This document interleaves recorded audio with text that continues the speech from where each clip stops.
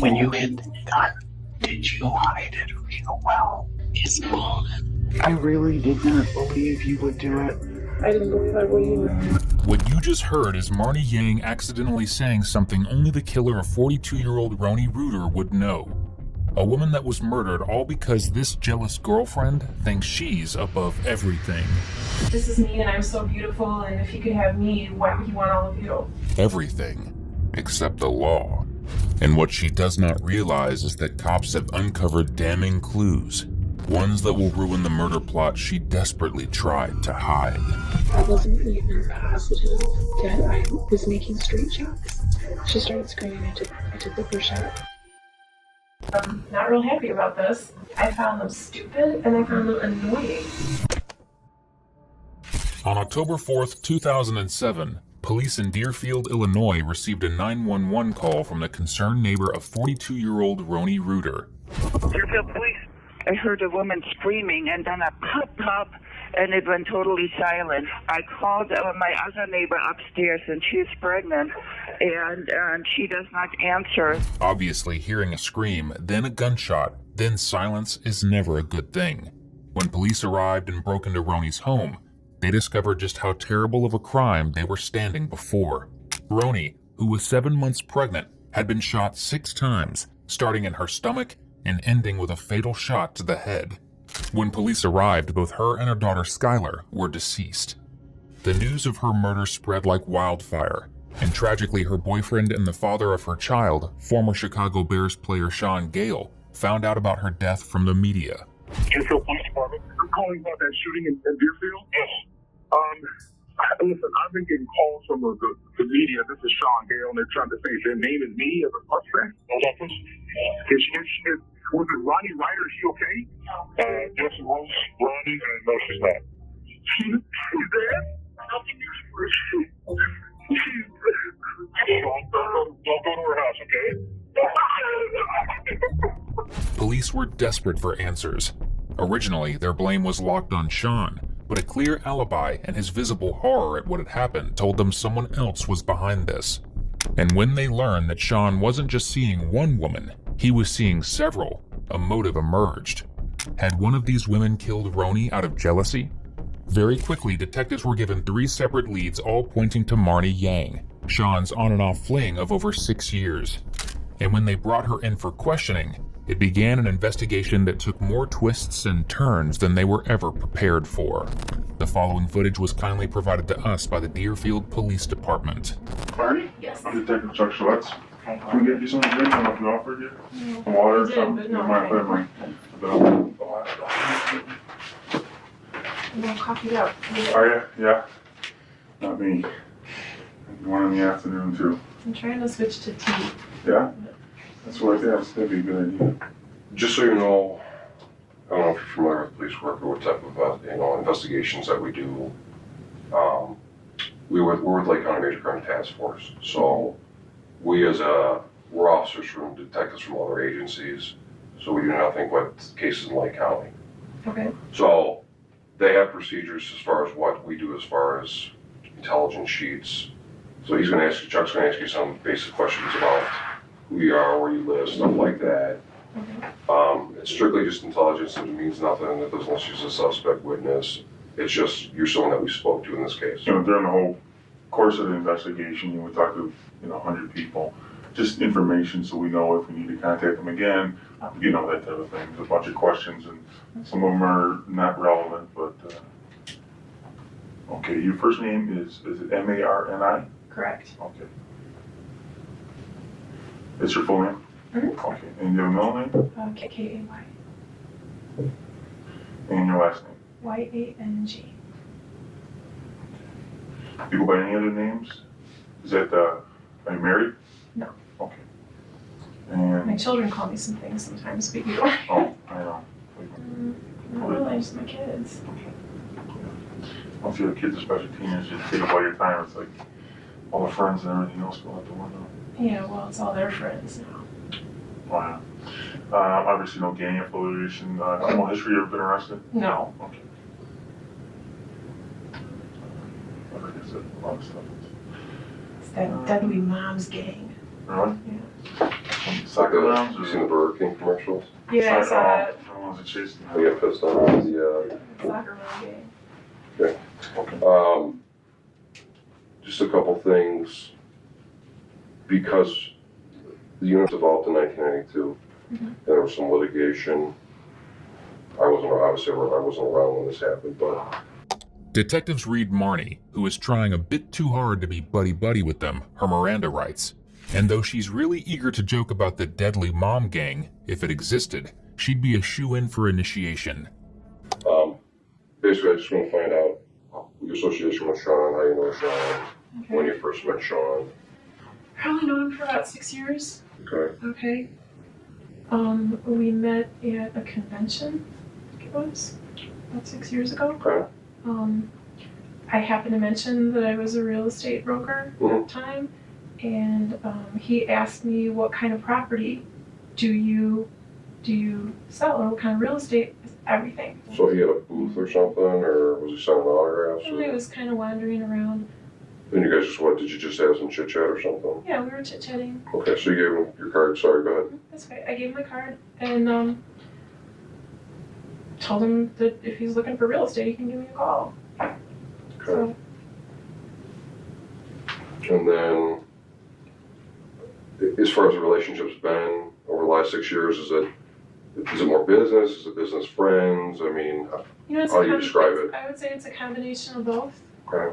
Okay, we currently have a project that we're working on. Okay. We're starting to work on, that was purchased in August.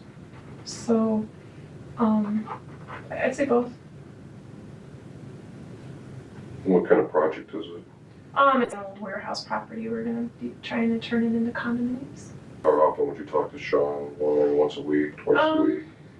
Really, it depends. It depends on, what I've got going on as far as the project goes. If there are, contractors that need to be talked to or whatever. I know we've been through a couple builders that I've tried to get to put together a bid on the project, and he's like, well, I don't like this guy and I don't like that guy. And meanwhile, I'm running around, just setting up appointments and things. So a lot of it, I'll keep a lot of appointments for him so he doesn't have to go. And then, just apprise him afterwards of any decisions that need to be made or something like that. So a lot of it depends on kind of like where we're at with business and stuff. I mean, do you guys talk outside of business though? I mean, Yeah, sure. Okay. I don't know, I mean, you got to kind of tell me, I mean, you guys have had dinner together before? I mean, we've had dinner. social events, stuff like that? Yeah, well, he's not like this huge social butterfly. He's not like out and about Okay. a lot. So, to call and say, why don't we go here or why don't we go there? Like, he's not big on that. Okay. But dinner, That's the silence of two detectives that know that's, as the kids say, cap. Because for starters, Sean was a social butterfly, especially when it came to being social with the ladies, if you catch my drift. As you'll soon see, he wasn't just social with Marnie and the victim Roni. It went far, far beyond that. And when Marnie and Sean met up, they weren't talking real estate. Marnie, obviously you know why we're talking all this is about. Probably not too many people out Right, they don't know. And obviously it was, Sean's girlfriend, or, she was pregnant with his baby, and they were expecting, and this happened. Right. So one of the things we obviously want to talk to you about is your relationship with him, how well you've known him, how personal, you know him. We know that there were some issues, some problems that he had with a former girlfriend that was sending some letters, Right. that type of thing. Were you involved in that? I know that your name was on some of the letters, and it's taken us a while to get through Sean's got a lot of associates, a lot of friends, female friends also. Are we talking to someone that has had close relationships with him that maybe, another person would look at you and think, you're threatening, or would you say I did receive those letters when they came out. Do you still have any of that stuff? No, I didn't. To me it was like ridiculous. Yeah. I know that he was pretty upset by it. Mm-hmm. How did you feel about them? Was it threatening? I mean, did you? Like, the first round of letters that went out, I didn't really think was threatening. Mhm. I just thought they were kind of stupid. Yeah. There was a second round of letters that went out that I thought was like a little bit more, like if it was obviously the same person writing it, and he identified right away who it was. He said that it was that he knew it was her because there were certain things that were in the letters that nobody else but her knew. Were these all in the mail? These were all in the mail. Okay, so you received like letters in envelopes, and was there anything else in the letters? Was there any photos? Was there any packages or anything, packets or anything like that? Well, or was it? Do you remember? Yeah, I do remember. Because the first letters that went out were, it was a big thick packet, and it was like copies of emails that I don't know had like gone between the two of them and some other stuff, and it was basically just saying that he was seeing all these other women. I forget, there was a list of like probably 20 of them or something. That he was seeing all these other women, and that she found out that he was seeing all these other women, and she thinks everybody should know about it. I'm like, all right, fine. There was a second round of letters that went out that was like, it was almost like her tone had changed and had become almost like taunting. And she included a picture of herself in the letter. She was a nice looking young lady. She really was. And she was kind of like saying... It was in the second letters? Yeah, this was in the second letters. And she was kind of like saying that, like, this is me and I'm so beautiful, and if he could have me, why would he want all of you? So I also received a kind of strange, it was just written on an envelope, like just like an empty blank envelope. Somebody had written on there, "You will get yours," and dropped it by my garage. So I called Sean and I was like, "What is this?" And he's like, "Well, can you fax it to me?" So I scanned it in and I emailed it to him. It wasn't signed. He never came back and told, I just sent it to him. He never came back and told me I recognize the handwriting or I don't recognize the handwriting. He never said anything else about it. And we had talked about it later, and I said, I have no way of knowing whether that came from her, and she knows where I live, obviously, if she sent me these letters. I don't know about you, but I've never seen anyone actually not care about the person they've been seeing for 6 years having other girlfriends. Especially not when it's as many as Sean allegedly had. The letters that Marnie are referring to began as follows. I think maybe you would like to know what your boyfriend Sean is doing with another woman. He will lie to you and will tell you a lot of stories and try to make everything sound like your fault, like he does to me. He gets away with it a long time by pretending being busy a lot of times and let women spend one night only at his house. So I want to give you their names and telephone numbers so you can see for yourself. The letter ends with the writer listing 17 women, including the city they live in and their telephone numbers. The alleged sender, one of Sean's many, many flings named Maria, had a falling out with Sean after catching him with another woman. As a result, she sent the letters spilling the beans to every person that Sean was seeing, including Roni, who was found with that letter in her purse when she died. And pretty quickly, police, Sean, and all the women on the list suspected who had sent it. Do you know about the woman's name that we're speaking of? Her name offhand? That was that Monica and some long Polish last name. Did Sean talk?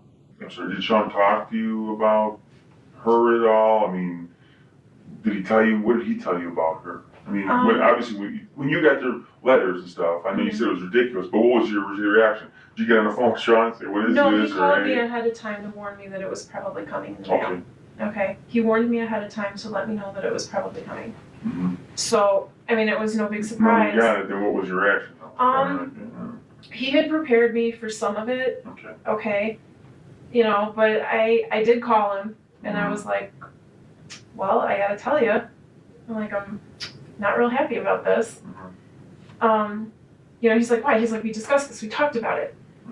And I was like, I didn't say I was never going to speak to you again. Okay, relax. I said I'm not real happy about it. One of the things that I had told him that bothered me the most about it was not so much that he was seeing other women. It's like, fine, we kind of know that, all right? I don't need it shoved down my throat, but, we kind of know that. But the thing that bothered me the most was the fact that, like, I don't even know who this woman is, and she's got my address, and she knows where I live. I'm a single parent, okay? Did he give you any, because obviously my concern would be, if I were you, I'd be like, well, how did she get this information on me? Because then you'd be like, well, what kind of wackos are you hanging out with? Like, well, yeah. As a matter of fact, I think I cracked a joke about it at one point, and he didn't think it was very funny. Mm-hmm. Okay, I think I had said to him something along the lines of, like, geez, what the heck did you do to this girl that pissed her off so bad? And he didn't think that was funny at all. Did he answer you? He snapped at me. He was like, what are you talking about? What do you mean by that? Did he say why that she was doing this at all? When he kind of gave you the feel about what's going to come? He didn't really go into that very much as far as why she was doing it. It was more or less just explaining the fact that he had been seeing her and that it ended, and that I guess she wasn't taking it very well. So.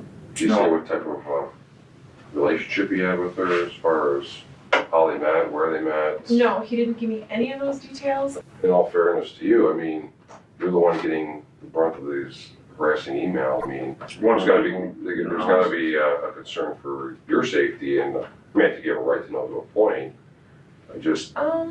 He told me the information that he gave me at the time, was he told me where she worked. He didn't tell me where he had met her. I have no idea to this day. The only place that my mind was at that point, number one, I didn't really find the letters, at least not in the beginning, I didn't find the letters all that threatening. I found them stupid, and I found them annoying. Okay. More kind of childish or like immature, and something that's like, why do I have to deal with this now? And this is something, what was that, a year ago, 2 years ago? This is my 14-year-old would do. Right. Okay. So I didn't really find them threatening. I found them, like I said, more annoying than anything else. And then, like I said, I had cracked this joke one day. I was like, geez, what did you do to piss her off so bad? It's worth noting that, though it's widely assumed by most sources that Maria was likely the one that wrote the letter, some investigators actually believe that it was Marnie who wrote it. Why? Because listing all 17 women, their numbers, and their email addresses would require a lot of digging, and Marnie proved that she was willing to dig. When police investigated Sean's computer, they discovered that Marnie had installed a program that allowed her access to all of his files, contacts, and his email. Essentially, she was the only one who would know every single woman that Sean was in contact with, even though she's about to play really dumb about Sean's relationships with these women. Did you know or any extent of his relationship with the victim, Ryan? I didn't know the extent of the relationship. I know that he had told me over the summer that, it was late summer, I know he had told me that he was, that he had gotten somebody pregnant, and that... Do you remember exactly when he told you? It was over the summer. Let me think. We had gone out, we were out to lunch. I remember we were out to lunch, and we were coming back from an appointment, and it was before we closed on the property.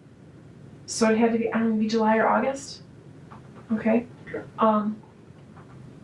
He had mentioned that he had gotten somebody pregnant. And he actually had said that he didn't come right out and say it, but he made it sound like she had already had the kid and had come back after him with her hand out for child support. Oh. Maybe I'm just misreading. He didn't. What he said, or the time? Maybe I'm just misreading what he said. But I remember I asked him. I was like, "Well, are we happy about this?" And he goes, "Oh no." He goes, "No." He goes, "Not at all." Mm-hmm. I said, "Okay, I see." And because I am a parent, I'm listening to what he's saying. He said, I made it clear to the other party, is how he referred to her. He didn't even say this person. He just said, I made it clear to the other party that that I will take care of my responsibility in this matter, but that I'm not going to allow it to affect my life," is what he said. What do you mean by that? Or did he explain? He didn't really explain. He just, I told him, and it was that time that I kind of gave him a dose of reality. You know, I was like, well, let me tell you something. I've got 3 children. It's not that simple. Because he doesn't have any other kids. No, not that I know of. Not that he'll admit to. I mean, who knows? Like I said, take a look and see if. But I mean, you know, I mean, I've got kids, you know, and you know, once you have kids, your priorities change, your life changes, you become more mature in a lot of different ways. And he's 47 years old. He's 45. He's never had that. 45 years old. He's never had that, so he's still living like he's without not making his judgment. Well, he's 20 something. He's in college, still in college or whatever. But that's it's his choice. A player. Yeah. So I mean, I had, you know, and I think maybe the reason that I had thought that this is someone that, I remember what he said. The reason I thought that it was someone that he had that she had the kid already is because he said to me, I didn't find out about this until way late in the game. That's what he said to me. Well, she was. Like she had already had the kid and had come back. I mean, that's just the way I took it, maybe, you know. But he never said she had a baby, was it a boy or a girl or anything like no, that. It just, you thought that it was something that she came back at him or whatever. Yeah. So, I mean, that was my interpretation, I guess, of what he said. So, you know, I knew that he had gotten somebody pregnant, but he just kind of made it seem like, you know, this is just another check I'm going to have to write every month. And that was in the summertime?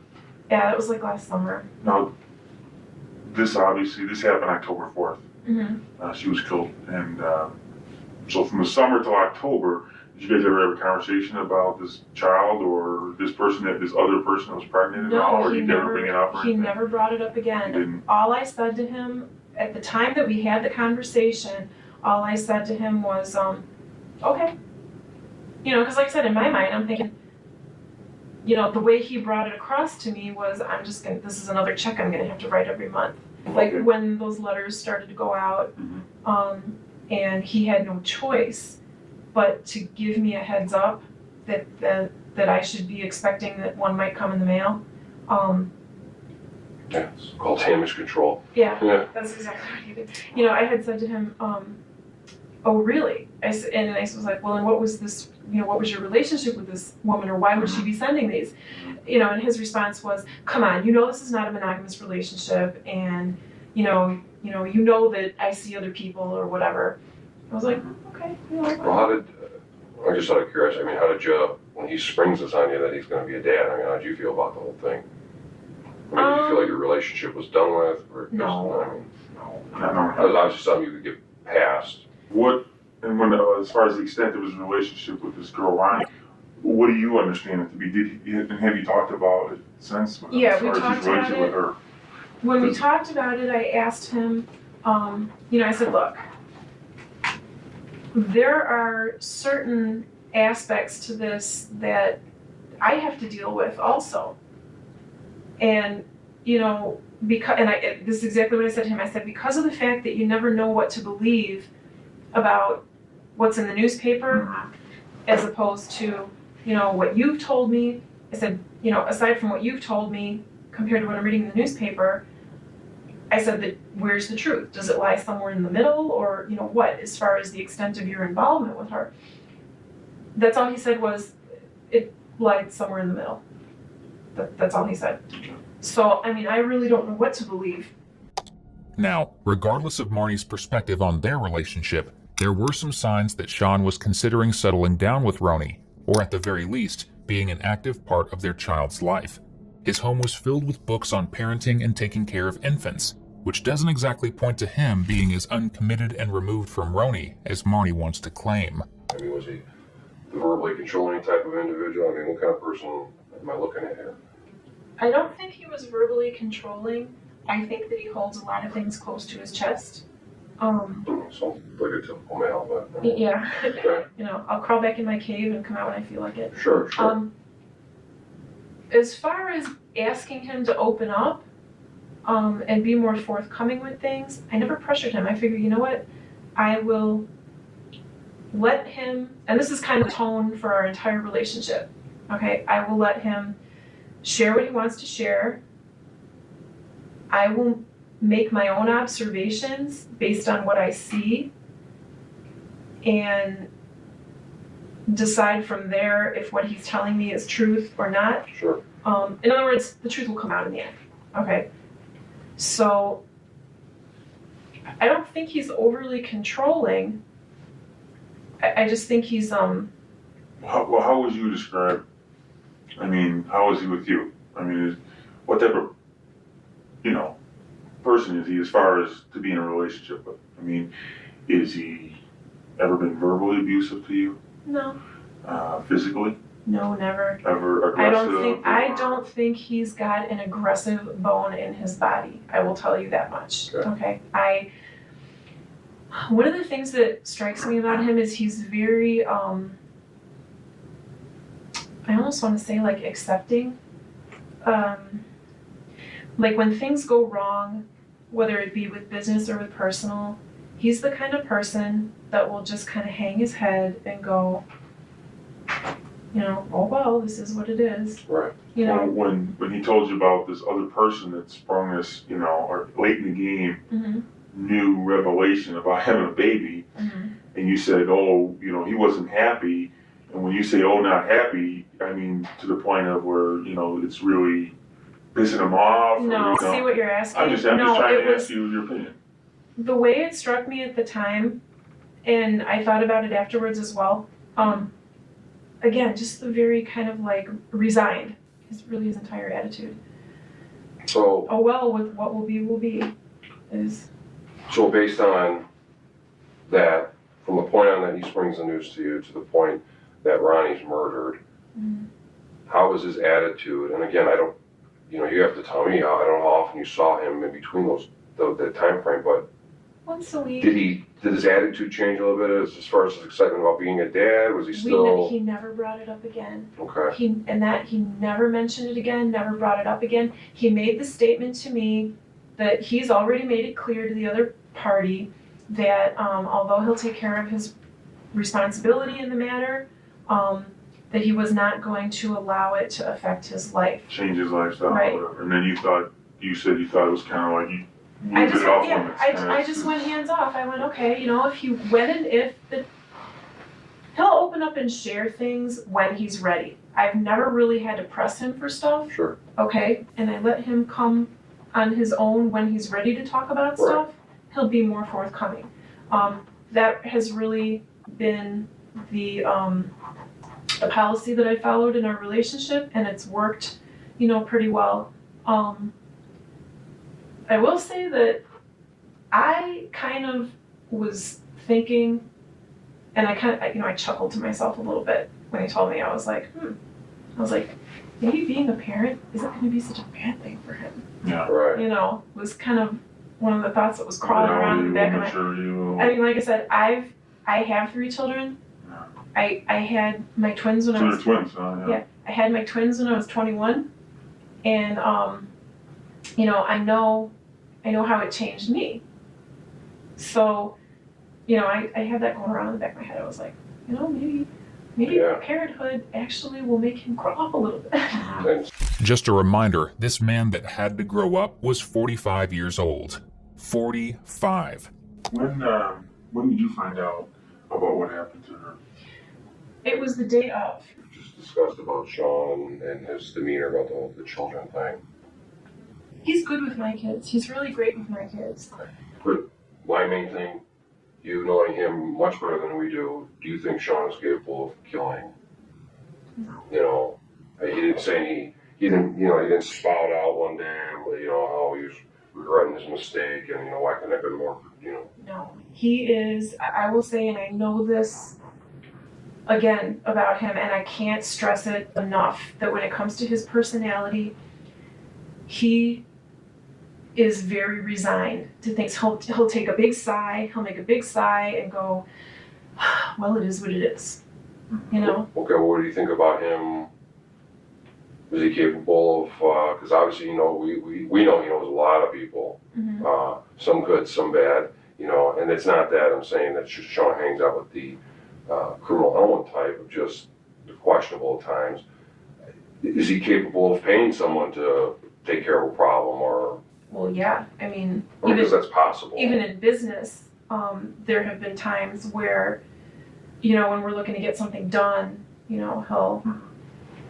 we're looking to, Is he a pretty forceful business person? Or is he not? No, he has a very, very laid back kind of attitude when it comes to business. And it's funny because I've learned how to read his face when we're in a meeting.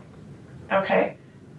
And he's the kind of person who will sit there and he'll smile when he's having a conversation with this builder or this architect or whoever, and then when we walk out of there, and I can just tell, look at his face. I'll just look at him and be like, you didn't like that at all, did you? So he's polished on the outside. He keeps himself composed. He can keep himself composed, but I don't. He'll go back and discuss it with me later. Like I said, I've learned to read his face so that I can just tell, and we'll walk out of a meeting and I'll look at him and say, you didn't, and I can usually tell, I'm to the point where I can usually tell exactly what statements it was that he didn't like.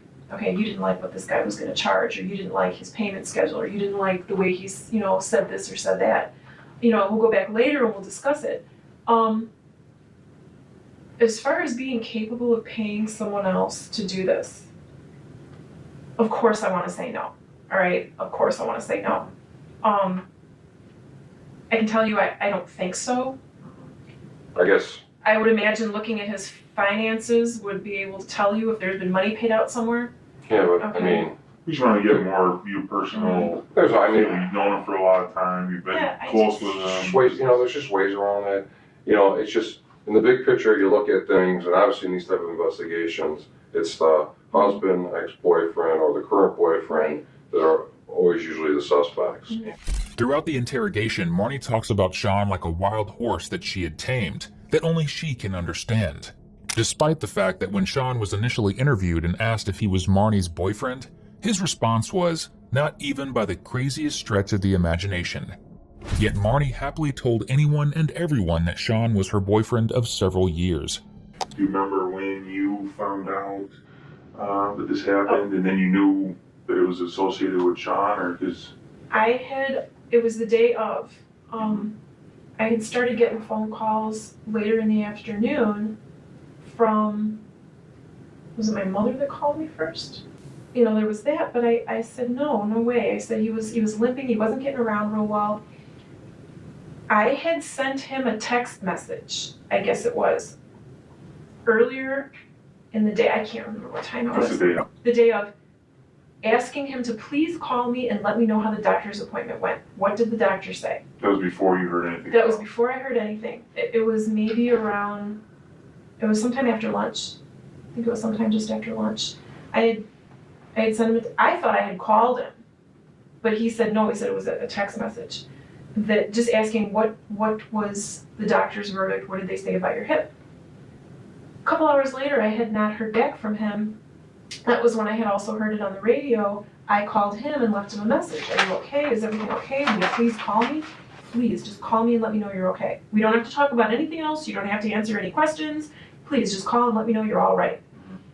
Didn't get an answer back. Did he ever call you back that day? No. Okay. Okay. Now, just so we can kind of go on a certain thing, or track here. So that day, sometime late morning, is when you first started to hear about it. No. It was after lunch already. After lunch, you heard from. Well, why don't we cover the 24-hour? Yeah, we're gonna. This is only work. So you didn't hear back from him the day. You sent him a text message earlier about his doctor's appointment. Right. Called him a couple times and left messages. Hey, what's going on? Are you okay? Just let me know if you're okay. Yeah. How many times did you call him? Think about that day or evening? Twice that I know of. It was twice that I know of for sure. I may have called him one or two more times, and like his phone was shut off. Like it rolled right to voicemail. Okay. Like it didn't even ring first. It was almost like he had it shut off. So, I figured, well, I left you 2 messages already. What was your day like that day? I mean, I don't know. I know you're self-employed, so I don't know what time you get up with your kids, or what time did you get up that day? If we could go over that, and then kind of. I got up. It was late. It was about 10:30 in the morning. I had been up kind of late the night before. I was having problems with my car. The the battery, I wouldn't start. And So you went to bed late the night before? yeah, because I was in the garage fiddling with it. Couldn't get it to start. I was, you know what, I'll deal with it tomorrow. So I woke up actually late. It was about 10:30 in the morning, I think. And I had to call my son out of school because he also stayed home that day sick. That's Andrew. which one? That's the Andrew 16-year-old? the older one. Did the other two go to school? Yeah, the other two went to school that day. Where do they go to school? Is it, They're over walking distance from the house. are they all in high school? No, my youngest one is in 6th grade. He's going to be 12 next week. Okay. Um, Where's he go to school? What's his birthday? The 20th. Okay. He's going to be 12. Like I said, I was out in the garage fiddling with the truck. Couldn't get it started. I was like, all right, I'm just going to replace the battery. What time was that about? It was around noon by that time already. So you wake up in the morning at 10:30, as early as you get up, and... No, I'm usually up a lot earlier. But I mean, that day, you don't wake up till 10:30. Yeah. You're in the house sleeping. Mhm. You wake up, you find out that, Mhm. you just wake up and, hey, he's there, and No, you my call him kids, out, or did no. he wake you up, tell you that he's No, staying home? my kids have this thing, and I don't know if it's a teenager thing or what. They have their bedroom in the basement. Okay? They have their room in the basement, and my room is on the 2nd floor. Okay? So they're 2 floors down. They're teenagers. They're lazy. Rather than come upstairs, and he's not feeling good anyways, rather than come upstairs and say, Mom, I don't feel good, he calls me on my cell phone and leaves me a message. Mom, I'm not feeling good. Could you just call me out of school? From the house phone or from his cell? From the house phone. And what time is that about? I don't remember. Before 10:30? I mean, before you woke up, or? Yeah, because the message was there when I got up. Okay. So I went downstairs, I checked him, he had a fever, he wasn't feeling good.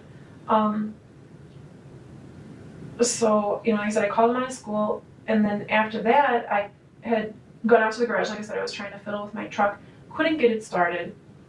So I called a friend of mine and asked him to please, on his lunch, could he bring me a battery? Could he go bring me a battery? So he went and he brought me a new battery. Who was that? Huh? Who's the friend? Oh, just a friend of mine. I mean, I know, we just need a name. So Oh, his name is Sal. Okay, so what? So he went, he got me the battery, and he brought it, and he had to go back to work, so I get dressed and drop it in my truck.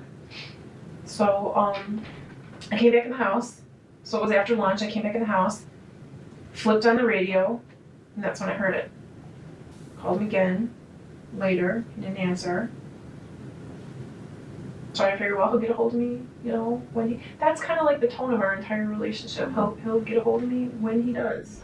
Now, Marnie's story is one thing, but the cell phone records that police eventually pull are something else entirely. They showed that Marnie went from her house to Roney's neighborhood around the time that gunshots were heard, which doesn't exactly match up with laying in bed, taking care of a sick kid, and then trying to fix her car, does it? Marnie's car may not have been working, but she didn't need it to be that day, because she went to a dealership the night before Roney's murder and rented a black Volkswagen Beetle, a car that she put under her friend's name. Conveniently, that was the same car seen on surveillance footage near Roney's house shortly before and after her murder. And that friend, who had the car under her name, is about to become a major part of the investigation, all thanks to Marnie herself. And over the next couple of days to the next couple of weeks, I would send him, you know, I think it was like over the next week, I sent him several emails just saying, you know, let me know you're all right. Finally, I heard back, not from him, but from his attorney, just basically apologizing, saying he can't, you know, he asked me to get in touch with you. He said he can't talk to anybody right now, and he'll get a hold of you when he can. His attorney? Yeah. He'll get a hold of you whenever he can. Do you know who it is, or? Her name was Donna something. Okay. You know her last name? I starts with an R. What was, before the day that Ryan was killed, leading up to that, what was Sean's moods like? When was the, like, up to that point, like a week before, 2 weeks, I don't know, when was like the most recent from the time, the October 4th, that you had seen her talk to him? I was at his place the night before. He called me Well, my kids were at football practice, and I waited until practice was over, which was like 6:30. Dropped my kids off at home. This was October 3rd. Yeah. And then I grabbed dinner because he wasn't getting around so well. You know, like I said, he called me and he said, I'm feeling a little bit better. He said, you know, I'm up to getting out of the house a little bit. He said, I was thinking about taking a walk and going and getting dinner. He said, so he said, I want you to go with me.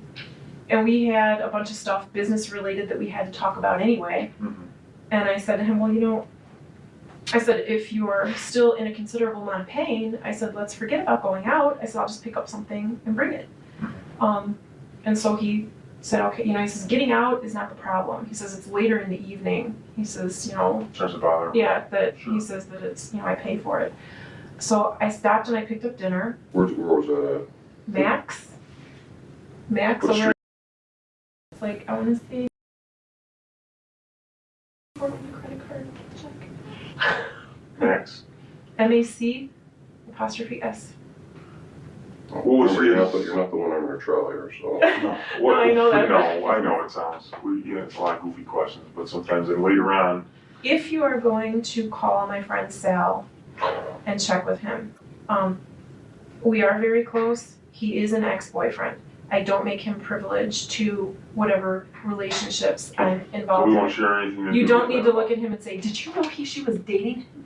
Well, let me ask you a question. So if we ask him questions, does he know you're friends with him? Or at least, okay, so he knows you're a work associate. He knows that we're friends. He knows that we are business associates as well. Okay, that's Okay, fine. Yeah, yeah. we don't need to, I you know, just- share That part is information. not Some of it's We business. appreciate Thank that. you. What, so then that night, you go over, you go to Max, you pick up some food, you go over there about 7:30. It was my intention to leave there and go to a girlfriend's house, okay? But, you know, like I said, I ran home real quick to check on the kids, and then I was gonna shoot out to a girlfriend's house of mine for a little while, but I couldn't get my car started. That's after you left there? Mhm. So you left Sean's about what time? It was about 9:30. 9:30, and then you went home I went home first. check on your kids. Right. And then I was gonna scoot out to a girlfriend's for a little bit, but like I said, I never made it because I couldn't get the car started after And what, that's the Infinity? Mhm. What was, I thought those things were indestructible. You know, Or what was the problem with it? it was just the battery. It was just the battery. But as far as being indestructible, if that's the case, tell that to the guy that hit me the beginning of October, and my truck's been in the shop ever since.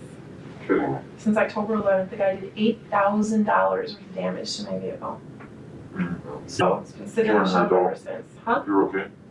No, my right hand is, this side is messed up. It still hurts. Which is her first and last name? Christy? Last name?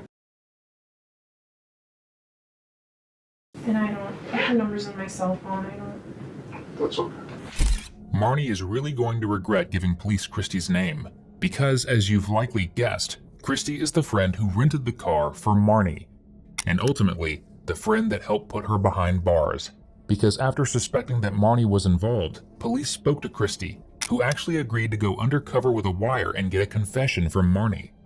Though it would be quite some time before police finally heard the words that would seal her fate.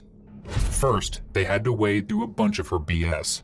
We've had probably, since this happened with Ronnie, we've had 4 other calls that we cased that we're working too. So Oh, okay. yeah, I mean Say one last we night. get call out our unit. We get call out for just homicides, and then we get called in. We work those, you know, and then we get calls. It's, you know, Okay. it's like a lot of people to talk to, so that's kind of why some of these things stretch out. But that night, you go home, you having a problem with the car as far as Yeah. like the alternator, or just wouldn't start again, or were you having problems while you're driving it, or? No, I mean, I'm Just- not a mechanic, but I just You're assumed, No, I wait, just wait. assumed, you know, okay, it's a 2001, it still has the original battery in it from when I bought the thing, you know, and I just figured it was the battery. Now, I was also, even after I replaced the battery, I was continuing to have problems with it for the next couple of days. Turned out it was a loose battery cable. I don't know if when my son and I went, because I mean, I'm not a mechanic, but I can change a battery. I don't know if when my son and I went to go put the battery in, we didn't tighten the cable down enough or something, it, you know, popped The loose. new battery? Or? Yeah, But my friend Sal, was it 1 or 2 nights later, had to come save my rear end in the parking lot of the grocery store up the street. Prior to wiretapping Marnie, police actually looked through her trash, and there they discovered a receipt for a book. And surprisingly, it wasn't a trashy romance novel. It was a book on how to build a silencer for a gun.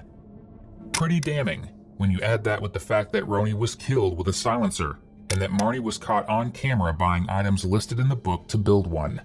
Woman who was involved with, that she had a kid or she was pregnant. Did you go, oh shit, or anything? Did you think? I put 2 and 2 together. I put 2 and 2 together, and I was like, oh, well, apparently whoever this woman was, she didn't have a kid yet. But did you think, like, what was Sean? Or I never thought for a moment, okay, that was, I started getting phone calls from friends and stuff later in the evening, and of course the reason that they were calling is because they wanted to know if I was okay. Right. That's all they heard. That's all they heard. I heard a lot of that. Yeah, that's all they heard was dead girlfriend of Sean's. And they were like, are you okay? Yeah, I'm still breathing. I'm okay. I'm here. It wasn't me. Did you guys ever consider yourself boyfriend, girlfriend at one point? Did he ever address you as a girlfriend? In that he title? never addressed me. With that, a lot of it has to do with the company that you're with and who you're addressing. Right. Okay? And with him, he was always very paranoid. He was overly paranoid about, who knows that I know you, and who knows that we see each other, and who knows, and what do they know, and whenever I would mention to him, I'm gonna talk to Sasha. There were a couple times where he came by to see my kids' football games, and the first question out of his mouth is, who are these people and what do they know about us? It's Apparently off the side. Dude, relax, okay? But do you think some of that had to do with the whole monocle letters, though? No, this was even before that. Oh, This okay. was long before that. He's always been that way. We all have a circle or a small circle. Sure. It could be 1, 2, 3 people. Right. Like if something happened to you, and we wanted to know, who are you involved with? Right. Who would we ask? In other words, which few people maybe did you share that? Like you said, you had people calling you saying, "Hey, are you okay?" Was that a lot of people or a few people? Just some closest friends. The other thing too is a lot of it is dependent on what's not said. Yeah. I don't necessarily, whenever we would go someplace, I would not necessarily introduce him as something. Hi, this is Sean. Sure. It's You can make your own conclusions as to what you. Not only that, but quite frankly, half the time, I don't know. What label do you stick on it? It's like, why do you need to? Exactly. Especially at this age. What about his friends? Did you ever meet his football friends? Or I never others? Or? I never met a single one of his friends. Interesting is one word for it. But what's more interesting and telling is what Marnie is about to ask detectives. Because it proves that she can't stop the crazy inside her, no matter how desperate she is to look innocent. Really appreciate you coming down. That's no problem. I hope you don't run into traffic. I know. I hope you don't run into too much traffic. We're cops. We're never on anything. I'm gonna give you my business card. Okay. If you think of anything or anything comes up, Well, do you have any questions for us? Yeah. Since we've been talking. Yeah, I want to know how many of those women he's still talking to. I want to know how many he's involved with. Well, Because he certainly isn't going to tell me. the problem is that he is an attorney, so. So I should call his attorney and ask her. Well, you know what? Just like, I'm saying as far as the list of people that are on there, it's probably pretty accurate. How many he actually speaks to, we would have no way of finding because we'd have to go through his attorney to find out. Yeah. You probably have had more interaction with him since we've last seen him. Right. Yeah, but all in all, you still need to be, until we can get someone in custody, you still need to be concerned about your safety. That was the other thing that I did, right? If you're the only active person still seeing him, and obviously I don't know that, but I don't know if that either. it sounds like you're saying he's probably the only one that he's trusting right now is you. So he says, okay? Well, with that being said though, be careful. So he says. Again, I take that and I say, well, obviously there's a lot of other things that have gone on here that you haven't been completely honest with me about. So should I believe you when you tell me, you know, that you're not talking to anybody else? I don't know. As far as safety goes, that was the first thing that I did was I arranged to have my neighbor start walking my youngest son to the bus every morning. Okay. Yeah, so he's got somebody walking him to school. And in the afternoon, you know, he walks home by himself, but there's a crossing guard and everything. I just, I used to be notorious for leaving the doors unlocked, and that just doesn't happen in my house anymore. Ultimately, police did talk Christy into going undercover, where she gathered this audio of Marnie confessing to committing the crime and disposing of the weapon. So of course I'm going to finally ask the question I told you I never ever wanted to know. When you hid the gun, did you hide it real well? It's gone. It's under tons and tons and tons of Chicago trash. I really did not believe you would do it. I didn't believe I would either. Christy was actually with Marnie as she drove around Deerfield, disposing of parts of the weapon in various dumpsters. Detectives were able to at least try and hunt down the evidence, but they were in need of something else too. Details on how Marnie committed the crime. What did you see? It was so dark I wasn't even positive that I was making straight shots. And she started screaming. I took the first shot. Marnie actually confessed to Christy that she donned an afro wig and blackface in order to alter her appearance, so no one would be able to point to her being at the scene of the crime. She waited for Roni to go to work, hiding in an alcove near her front door. And when she stepped out, Marnie fired the fateful shots that took her life and the life of Skylar. Ultimately, Marnie was found guilty of 2 counts of murder and sentenced to 2 life sentences.